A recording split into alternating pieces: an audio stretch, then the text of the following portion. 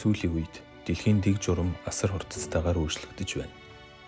Яг л хүйтэн дайны үетэй адил.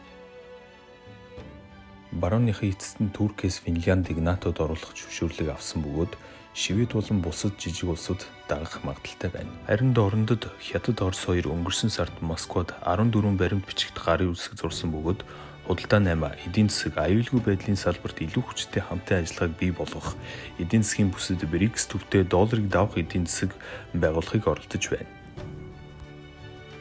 Мөн ойрхон доорндод Хятад улс эртний өрсөлдөгч болох Сауди Араби Ираны дипломат харилцааг сэргээхэд зуучлагчаар оролцов.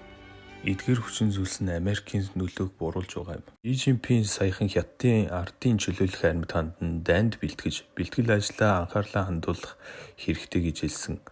Нөгөө тэгвэр Америкийн нэгдсэн улс Филиппинд Америкийн нэгдсэн улсын цэргийн 4 шинэ бааз байгуулж байгаа бөгөөд энэ нь бүгд Хятад улсын эсрэг арга хэмжээ юм. Ингэснээр дэлхий дээр нийт Америкийн нэгдсэн улсын цэргийн баазын тоон 755 төржээ. Ийм нөхцөлд Монгол улс ямар байр суурь баримтлах ёстой вэ? Та санал бодлоо комент хэсэгт үлдээгээрэй.